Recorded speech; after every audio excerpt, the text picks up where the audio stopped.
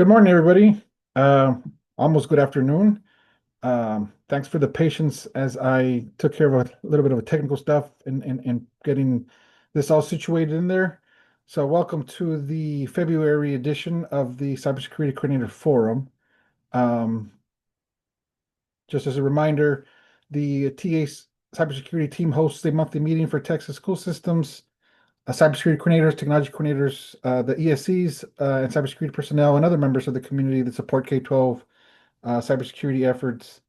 It provides content designed to assist school systems and ESCs towards maturity in an information security program. Just a little bit of housekeeping. The webinar is being recorded. Recording the slides will be available a few days after the webinar ends at the TA cybersecurity website. Chat has been turned off. Please submit questions in Q&A, and we'll address them at the end or in a follow-up email. Duplicate logins are not allowed, and please, if you've got chat bots or note takers and things like that, please remove them for the session. We prefer that they not be in here. The team, if they see this, they will go throughout the list and remove those, but if you would kindly do us the favor so that we don't have to of turning off those type of additional accounts in here.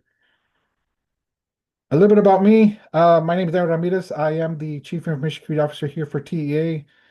Started on August, so just a little shy of 6 months. Been working in IT for 28 years, and been glad to move into this role to have a better view and to help more of our school systems with some of these initiatives that we'll talk about today. Excuse me. So a little bit on security awareness training. Um, as you guys may know, Texas Government Code 2054.5191 requires all of us to do an annual cybersecurity awareness training. The training must be certified by Texas DIR, and that has to be sent to DIR on August 31st to show that we are compliant. Currently, for schools, the only folks that need to complete the security awareness training from a compliance perspective is the cybersecurity coordinator and any elected officials, for example, the school board and the superintendent, and then anybody else who the school decides, along with the cybersecurity coordinator, who should also take the training. Of course, we always recommend that you provide this training to as many of your staff as you can, because it goes a long way in securing your infrastructure if the whole team knows exactly how to be safe, especially when handling emails and things like that. Something that's, Daniel, are you advancing the slides? I'm still seeing the oops, I'm first sorry. slide. So Oh, thank you for there you pointing go. it out. No, I was not. This is where we're at.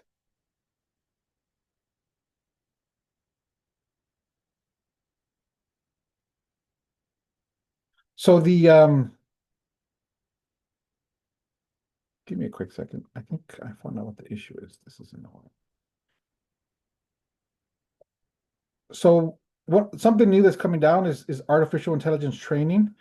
Uh, so House Bill 35112 added an annual AI awareness training requirement piece to the annual security training that we're already doing. So DAR, in consultation with the Public Sector AI Systems Advisory Board, is required to certify at least 5 AI training programs. State and local government employees and officials are required to annually complete a certified AI awareness training program. Government entities, I'm sorry, must annually certify their compliance with the training requirements by August 31st using the cybersecurity, uh, using the same portal in DIR.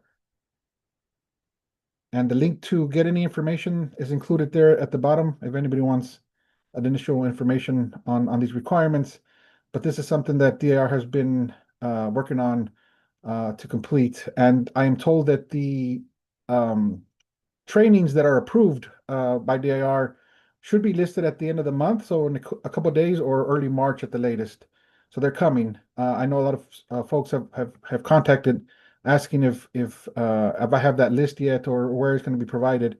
And it'll be provided in that link that I shared there at the bottom of this slide, and it should be coming pretty soon, according to DIR. So what does this mean for our school systems? So same as the annual awareness training already, Only the cybersecurity coordinator is required to complete the annual AI training. Any other school system employee as determined by school system and the cybersecurity coordinator would be required to do the training as well. State agencies, local governments, employees who use a computer, at least 25% of employees require duties. Elected or appointed officials and officers and the state agency contractors will not be required to complete the AI training. So I provided that last piece there for the ESCs that may be in attendance so they can see how this may impact them. They're a little different from the school systems. If anybody has any questions regarding the AI training requirements, you're welcome to share to us, and we'll provide the information. But the only update really that I have is that this is coming. We have communicated in the past that it was coming. It is going to be an annual requirement, and the list of certified trainings are being worked on by DAR, and they should release them pretty soon. So just a note on federal grant compliance requirements.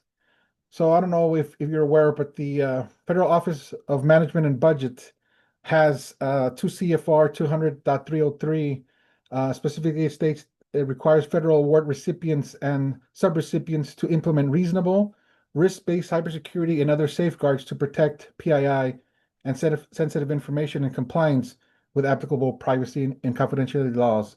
So this is auditable, I'm sorry, under the Single Audit Act, core internal control requirements tied directly to grant compliance.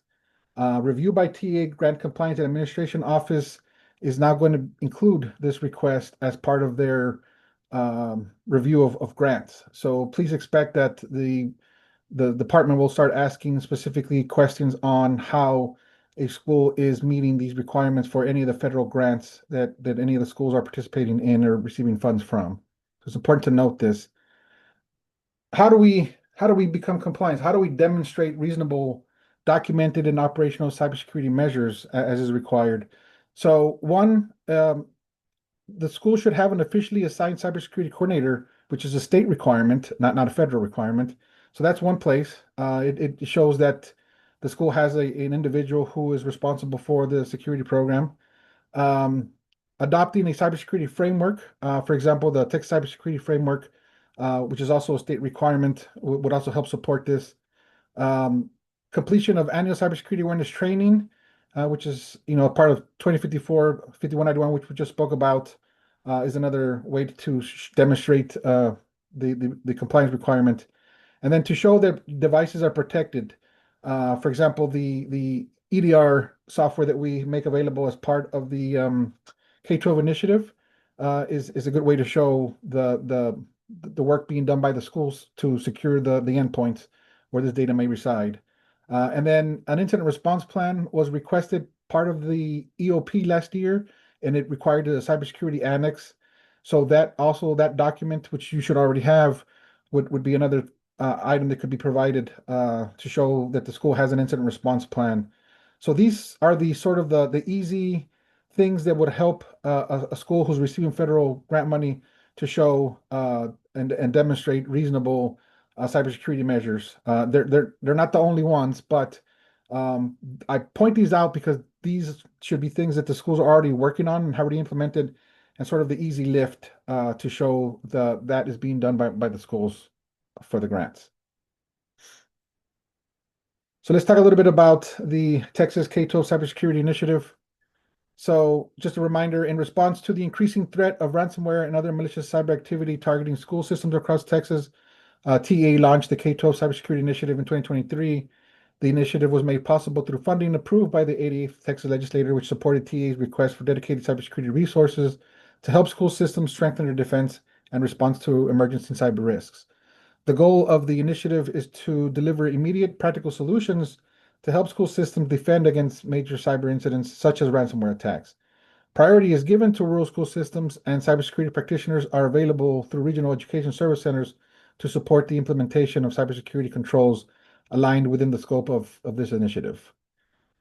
So the current goals that were created at the onset were, of course, the EDR service that we provide through the MSS program for all school systems to better secure their endpoints.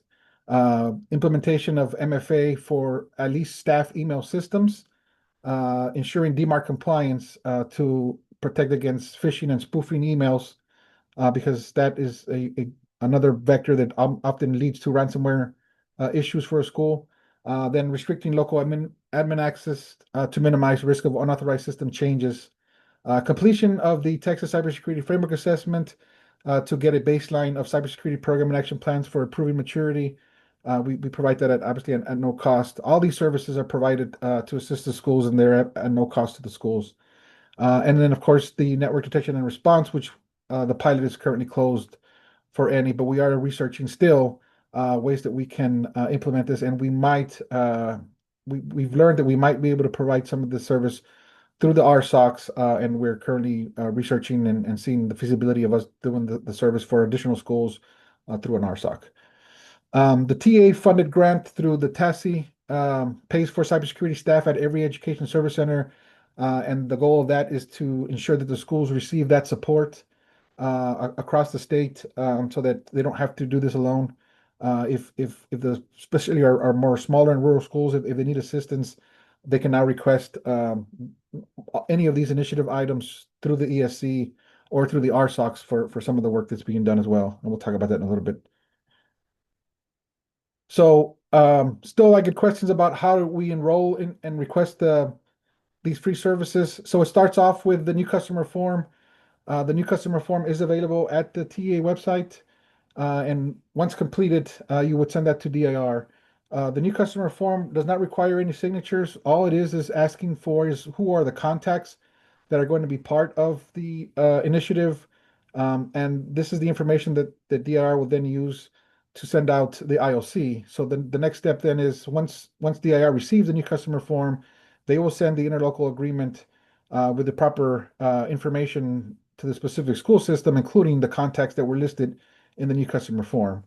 Once the school system receives the IOC, they need to review it. They need to complete it, filling it out, and then walk it through approvals, which might be, school board and other things, and then have it signed, typically by the superintendent. One of the questions that I often get is the IOC does include an area where it asks about, what is the maximum amount of funds that would be allocated towards the program. And of course, schools are like, well, I thought this was free. So if the school does not intend on taking advantage of any of the other offers through the DIR MSS program, then the school is allowed to put a zero there, which essentially informs DIR as part of the IOC that the only options that the school is signing up for are those that are at no cost to the school system. The school system then sends the signed IOC to DIR for processing. Once DIR receives the IOC and they review it to make sure that everybody's signed and everything's kosher, then they would provide access to the STS portal, and this access is given to the technical contacts that were provided in the new customer form. Of note here is that oftentimes, folks leave a district, and so the initial folks that maybe started off the process, if they've left, may not have access to the STS portal once it's given. And if that's the case, you can always reach out, and I'll share the link, the email for that here in a little bit. But once the school has access to the portal inside of there in the MSS area, you can request currently the EDR services and the TCF assessment. I did want to make note here that when you request one of these services, the portal is configured in such that the school system can identify somebody who's responsible for the payments, right? So because like I said, DIR also includes other services that have a pay option. So even if the school is going to take advantage only of the free stuff, the way the portal is configured is once the technology director, for example, submits the request, it has to be approved by the financial person. If they're one and the same, then although it sounds kind of funny, the technology director will be asked to submit it and then approve it as the first approval, because that's what the portal is looking for. In case that that task is some school systems may have it specified to a different person, and then it would go to that person for approval. But if not, then the IT director will be asked to immediately approve what they just submitted, which has kind of had a couple of these kind of stuck in limbo. And we've communicated with DAR. We've done a better job of kind of keeping an eye on those and make sure that the school does the first approval. Once it goes through the first approval, then it goes through the rest of the workflow to get reviewed by both TEA and DIR as it makes its journey for the final approval to allow the services to be started up for the schools. So just make note of that, that once you submit the request, that it sometimes can get stuck on you having to also approve it, even though you just submitted it, which seems kind of weird, but that's just the way the portal works. So keep note of that for you guys that are submitting these requests in through the portal. The ESCs can provide support specifically if you need assistance with the ILC process or getting onboarded to the STS portal. They're a great resource if you have questions or for them to reach out to DAR or to TA and requesting sort of that moving forward.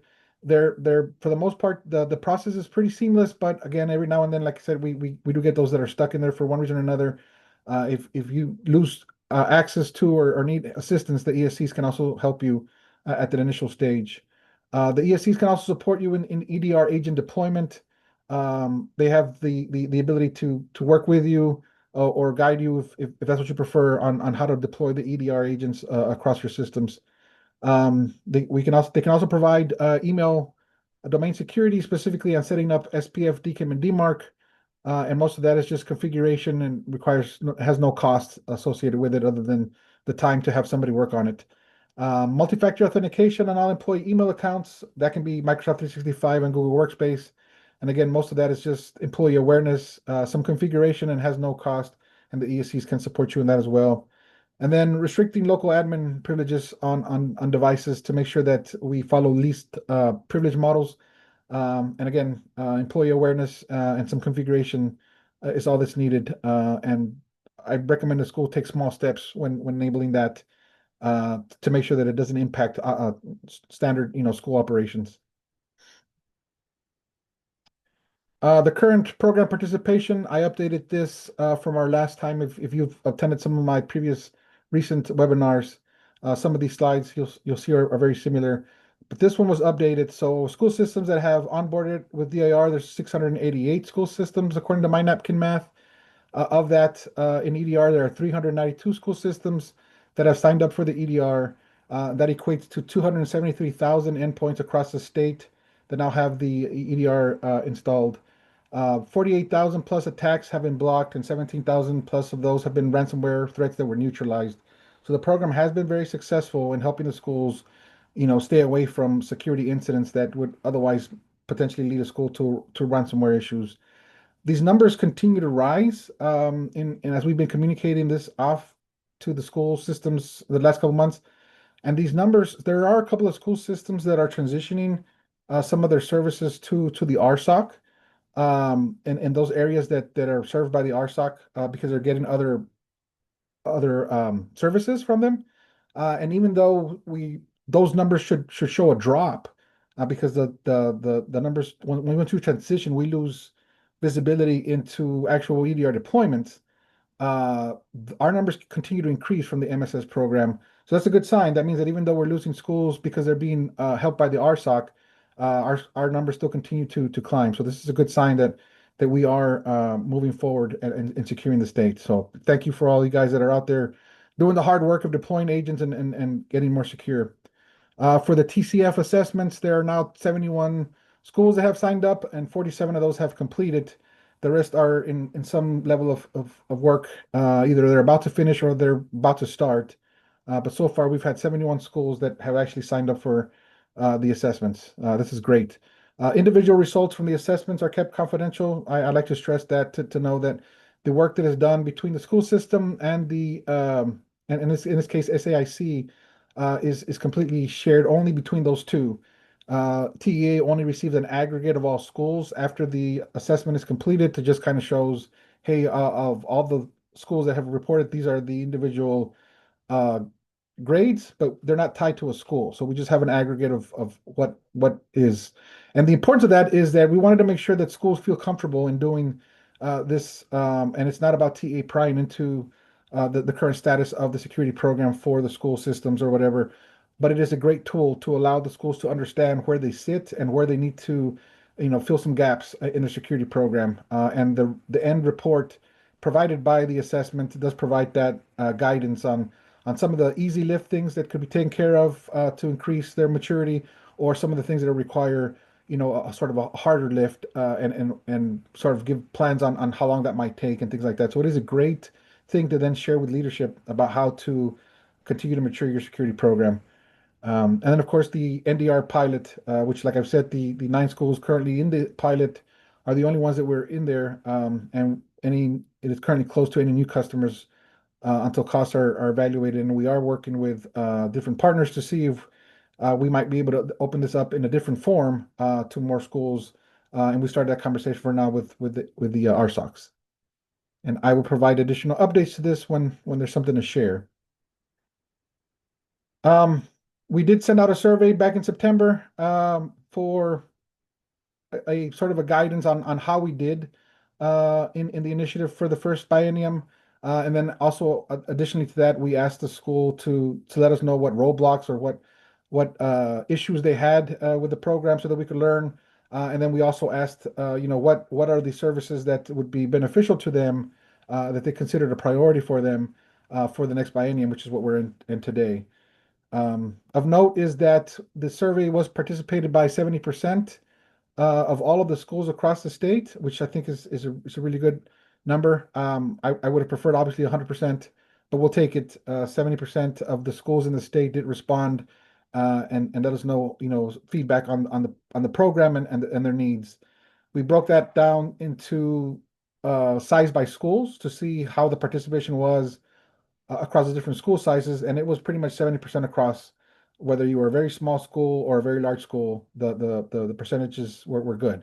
So that means we had good representation from all the different school sizes and to what the needs of the state were for the security programs, and any of the issues of the program so far. And so we've collected all that feedback, and we're trying to make informed decisions on how to move forward, including what services to provide next. So since we did this at the tail end of last year, we've been working on adding additional stuff.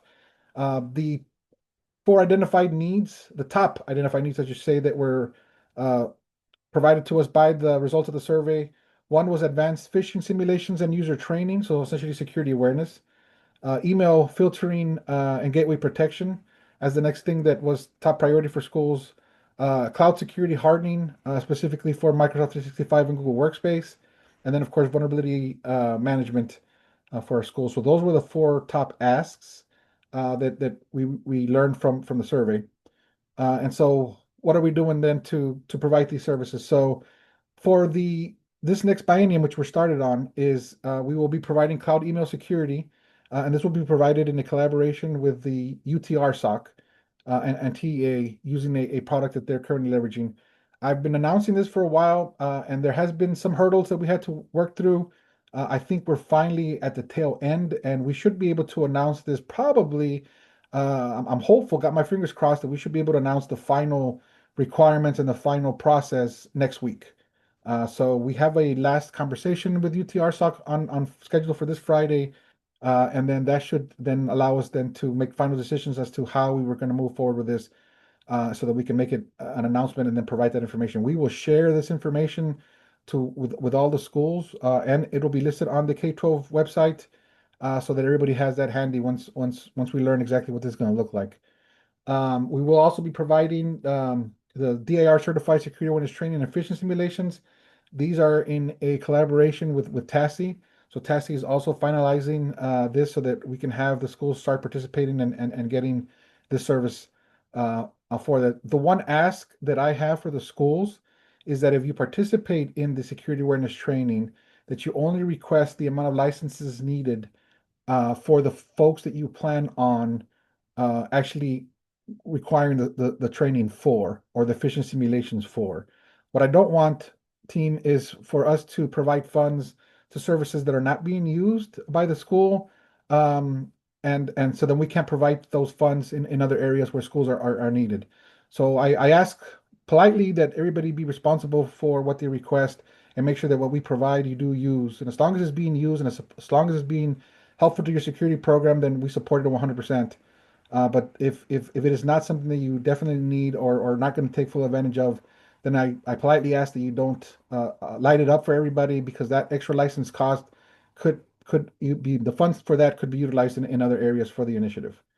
Also, the Microsoft 365 and Google Workspace hardening guides were under development by TASI. They've given them to me, so now it's on my court. I've not had a chance to fully review them, so it's something that I still owe to TASI. But we are getting also closer to finalizing what these are going to look like, and then this work will be done by the ESCs and possibly even the RSOCs to sort of help the schools secure their Microsoft 365 or Google Workspace and make sure that the proper configurations are enabled to make sure that the both of these systems because they handle a lot of the authentication and access to pretty much anything else are configured properly.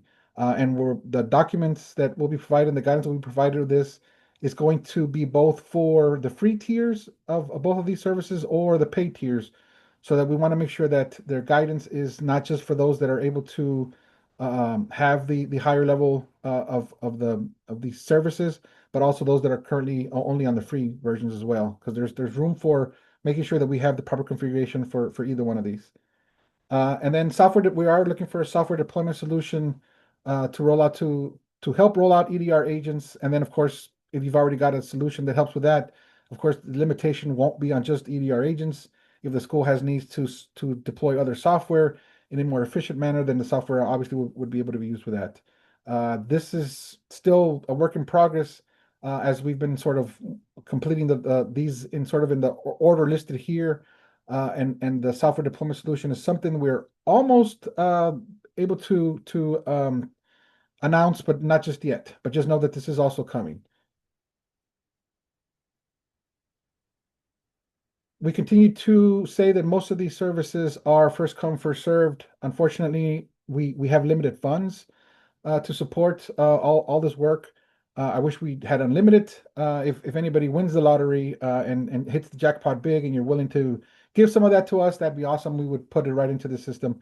But for now, we the initiative currently has $70 million for the whole state to be able to use for different things, and so we need to be um, wise on how we use the funds and for different areas, and we've been choosing things that we think will provide the most impact.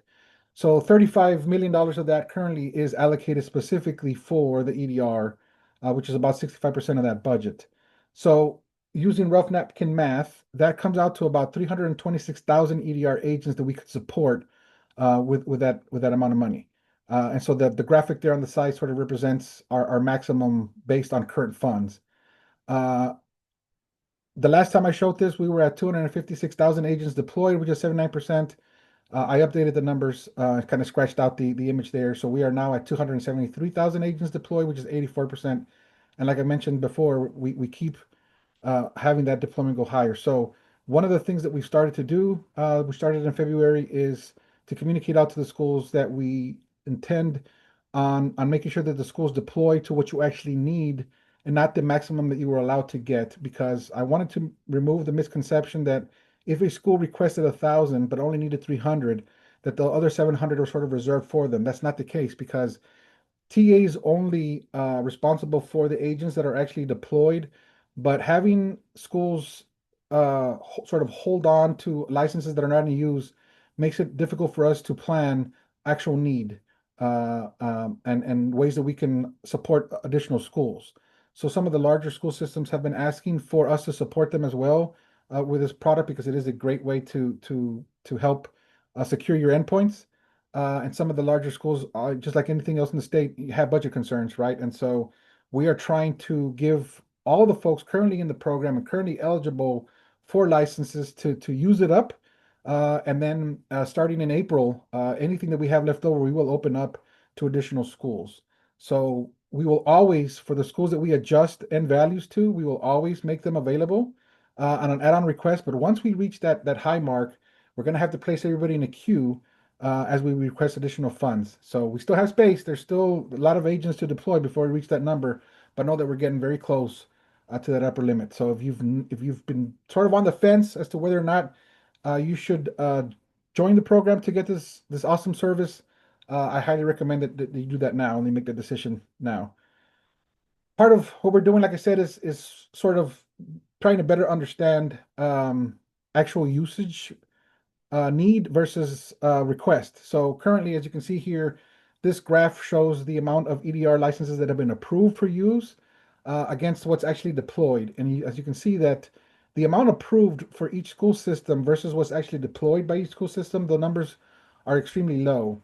And what we have not known currently is if this is reflective of the fact that schools still have not fully been able to deploy to all systems in scope, or that the number that originally was requested was above what actual need was, and so they are already at maximum saturation for in scope devices.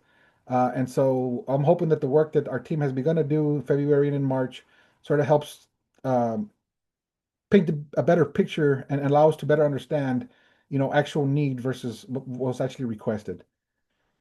So in that effort, what the team has been working on is for any of the schools that have been in the program for the beginning or since before this year, January, they've been given 60 days to complete deploying their EDR agents to all in-scope devices.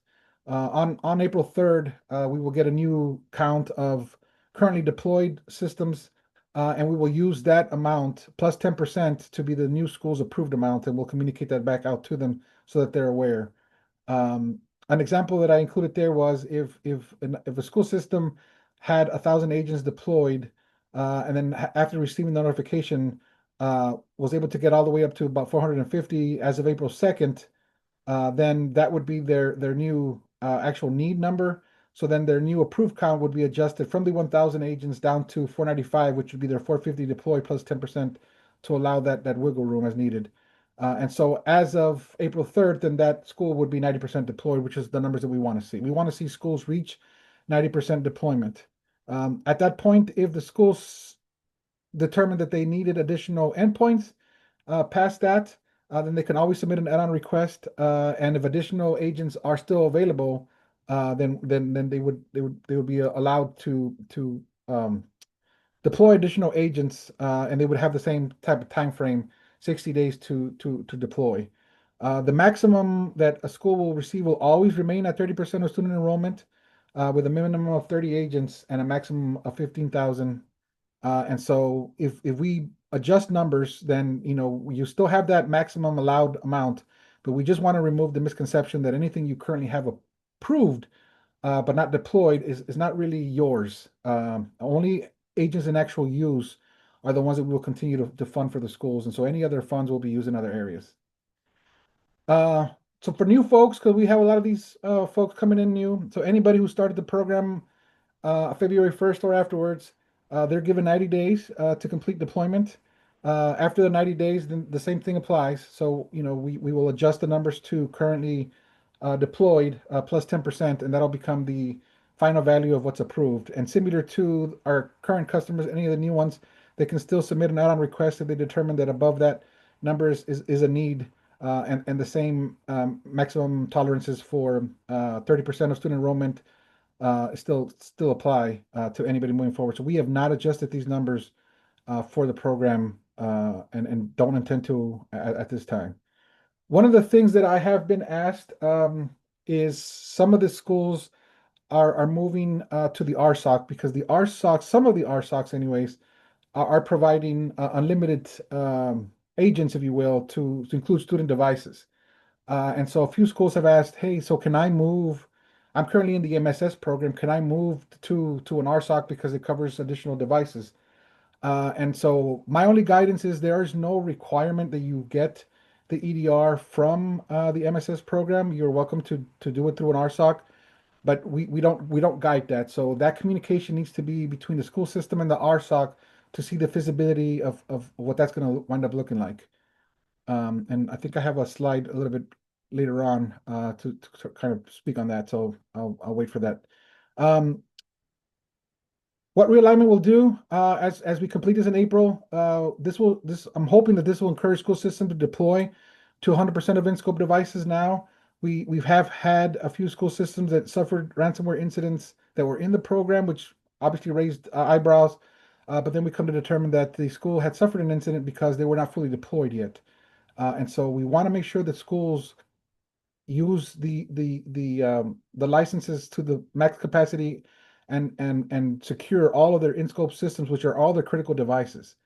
Because the program does show that if it is deployed correctly to all devices, it does prevent ransomware or heavily reduce the ability for one. I'm not going to say that it's the silver bullet and that it's going to make it 100%. You can't, security can never say that something is 100% ransomware proof, but it definitely reduces the risk significantly for any of the systems that have the EDR deployed to them. It will allow us to forecast actual need and determine if and when additional funds are needed. So what we've been told is we need to make sure that we use all the funds, and so this is to help in that, and then make it available to other schools if we can determine what is actual needed today by the schools that are already in the program. And again, this will allow us to then open it up to maybe the larger schools who have also asked to see if we could include them as well. Uh, we are trying to use up all the funds allocated to EDR, which is currently 35 million.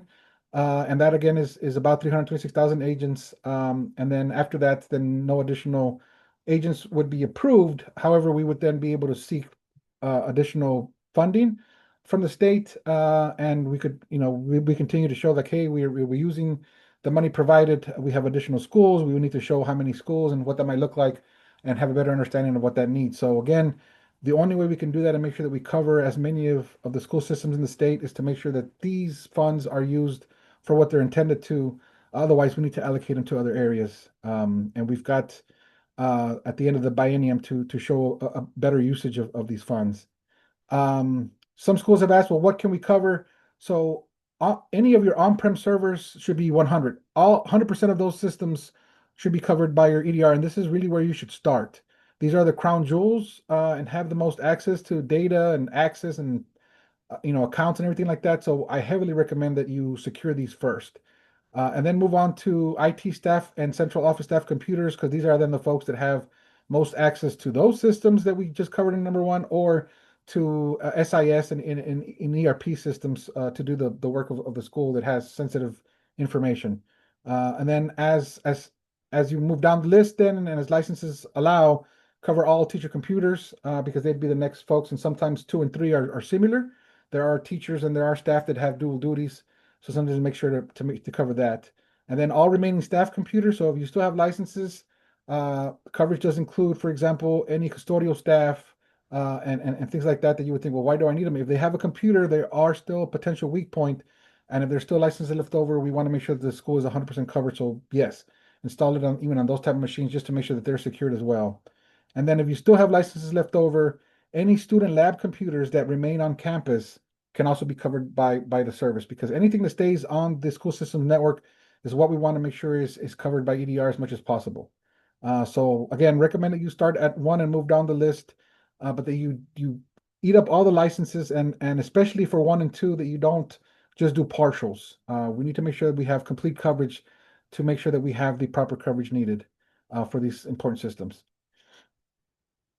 The new cloud email security service. So school systems will be required to be DMARC compliant prior to the service.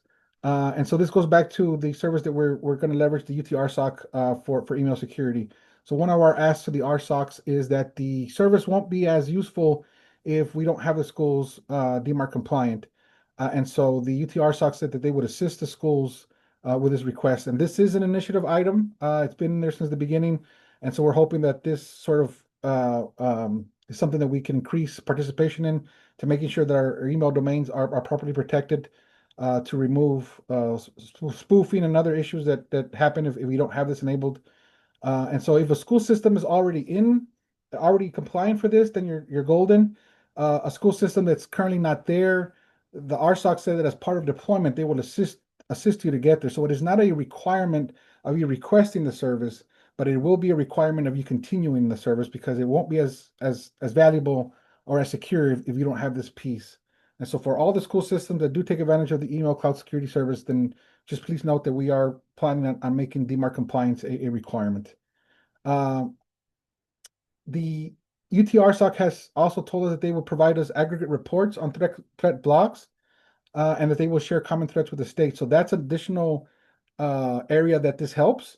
So because oftentimes what impacts one school may impact others, and so this information will be provided to TEA so that we learn the how the program is doing. Again, we're not interested in individual schools, but more in a sort of statewide level, how the software is securing our schools, and then any specific threats, especially those that are hitting multiple schools, we can share them quickly and provide them, for example, to Texas ISAL and other areas so that they can inform the rest of the state, and we all can be better secured as a whole.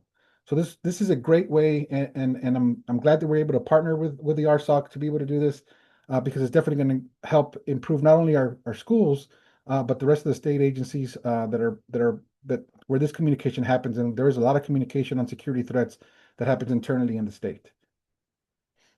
Uh, so as of now, there's been a lot of different options to help support school systems in their cybersecurity efforts.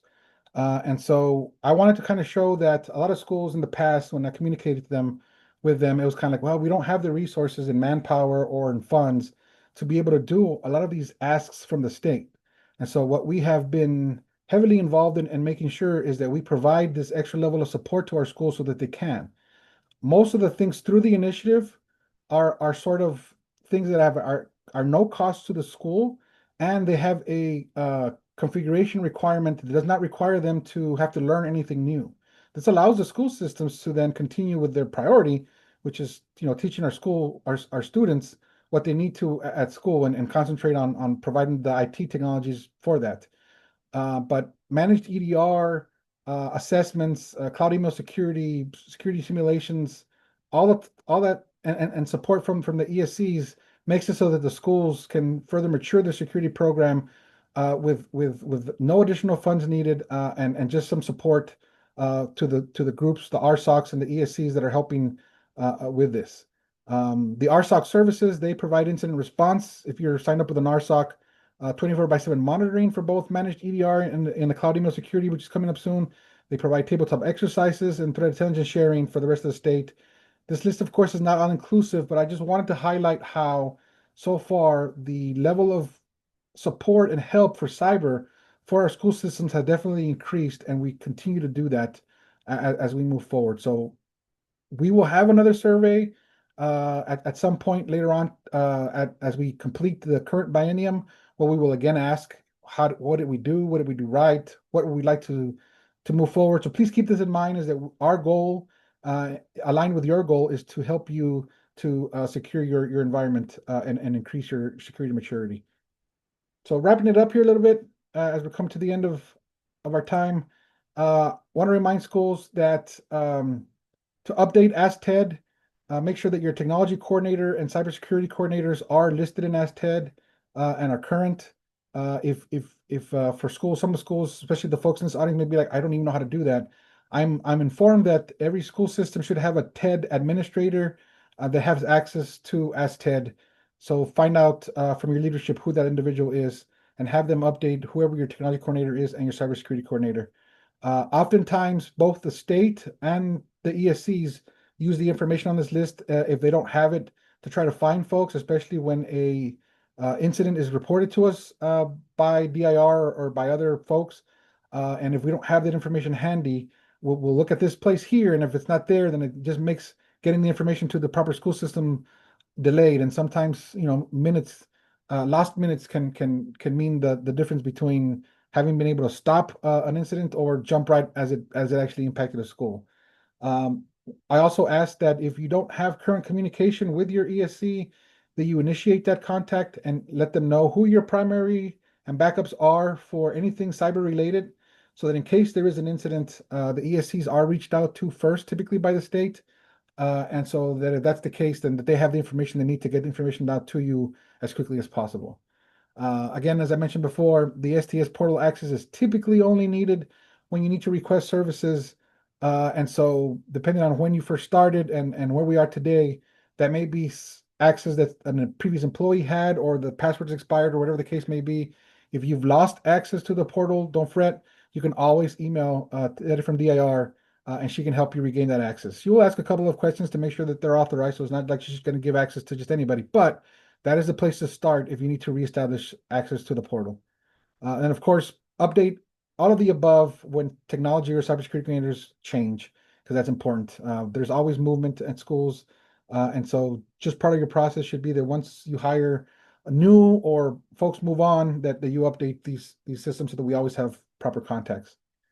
If you can create sort of a cyber at school system dot net, then that'd be great. This way we have at least that contact information, and then you can just add as folks come and go, you can add them to that, and we always have a shared email that we can use. So that'd be a great way to make sure that we always have current information for any of the school systems. So look into that too if we don't have that already established. Um, all of the information regarding the initiative is always located on the website. There's a link to the website. This includes the steps to onboard and get the services, any updates that are on the program as they're ready to be communicated out. They are added to the website, and then we of course also communicate it out through email and other means, but it is always on this website. So if you're just kind of wondering where we're at, you can always look at the website for updates. There is a frequently asked questions section near the bottom. And there is a handy link to sign up for this Cybersecurity Creator Forum meetings. In case you are not, or if you get somebody new, you can always point them to go sign up for the CCFs through the site. If you have any questions and you need some responses from the team, they can all be reached through the K12cyber at ta.texas.gov email, and we'll definitely respond to as we receive. And there's been a lot of communication from the schools as they ask, so thank you. We're here to help and assist in anything. So if there's anything that you have questions on, please email the team and we will respond to you as quickly as we can. Our next CCF will be March 25th.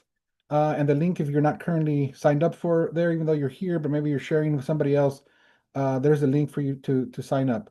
I did want to, because I thought I had it and I didn't. I mentioned earlier the move from the MSS program to the RSOC. So if a school is considering moving services from an MSS program through DIR to an RSOC, what I was trying to say is that that communication should be between the school and the RSOC. TA has no ability to say yes or no, right? We all we ask is that you have EDR in place and take advantage of some of these services. If there is an RSOC currently in your area, that you leverage them because they are providing some great services. But anything that you decide to do between the school system and the RSOC, you need to communicate that specifically to the RSOC and get their approval and their guidance, especially if you're moving from the MSS program. From our perspective, if you decide to move and that is approved by the RSOC and they provide you with the guidance, the only thing that we will require is that you submit a cancellation notice for the service through MSS so that we can offboard you from the MSS program as you transition directly into the RSOC. All the RSOCs and the DI program are already aware of this, so none of this will be new to them. So just note that we've had conversations because some schools have taken advantage of this as RSOCs have become more prevalent in their area. They moved onto there to get these services. The other question that we've often received has been around whether or not there is a limit or not a limit, I guess an expectation of what RSOC a school can use. And so again, I so far the communication that I've received from the different RSOCs is that no, some of the services offered by one RSOC may not be offered today by another RSOC, and so schools might want to leverage that. Again, that's communication between you and the RSOC. They determine what they can and cannot do based on the amount of customers that they already have. Because remember that the RSOCs customers are not just K-12, but it also includes the local municipalities in their area. So they've got a bigger customer base, and so they obviously are going to be busy as they try to reach out to the folks in their area. What I do recommend though is if you're considering services through an RSOC, is that you maybe choose one that's close to you, because some of the services like tabletop exercises and things like that, they're going to be provided. You'll be able to attend them more easily if it's a local RSOC versus one that's across the state. There might be some services that another RSOC has that would not require you to be there, in live and in color, and you want to take advantage of those services. Like for example, the email stuff that we'll be providing soon.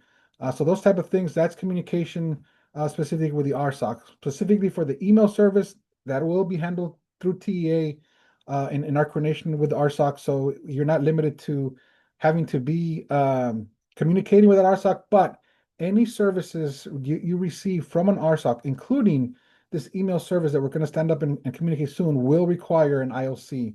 That IOC is per RSOC so far. There's been some I guess some miscommunication regarding if there's one sort of global IOC that'll fit all the services, and unfortunately not, because IOC is a document that has legal requirements, and so each entity is required to have signed one with them. There can't be currently one that's sort of global for any of the different services, whether it be the MSS program through SAIC and DIR or the RSOCs. So just note that any service that you're going to receive from an RSOC requires you to have an IOC with that RSOC. What does that look like? Again, each RSOC is different. So again, communication that should happen between the school system and the RSOC to determine what it is that they require for onboarding and what options that the schools have. And it's a great place to ask, hey, I'm furthest away from you, and are these services we can take advantage of? Start that conversation with the RSOC and see how they're able to assist. Any other questions or things like that? We are here to assist. Again, the email for any of this is the K12cyber@ta.texas.gov. If you have questions regarding the RSOC services or the initiative or whatever, and don't know where to start, you can always ask us, and we'll get these to the right place and reply to you as soon as we can. Thank you. I hope to see you at the next CCF in March. And again, as we solidify the new initiatives, which again for the email service where we're close, I think we'll be able to announce that next week. We will let everybody know both on the K12 website, and we'll be sending out email communication to everybody. So have a great rest of your day, and thank you for attending.